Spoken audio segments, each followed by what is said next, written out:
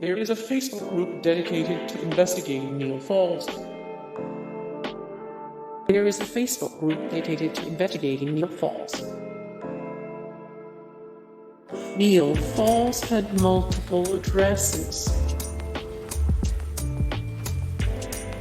Falls targeted sex workers he found online. His coworkers reported him for his disturbing behavior.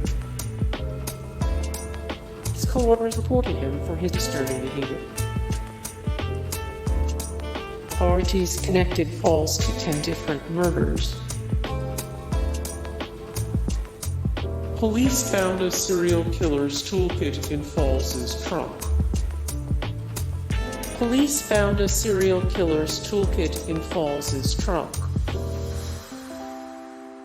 Falls gave Saul Adam's book, children's literature fiction.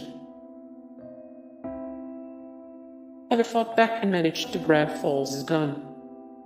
Hey guys, thank you so much for the support and likes and comments down below, and also thank you so much for watching, and I look forward to see you in the next video. Then take care, bye.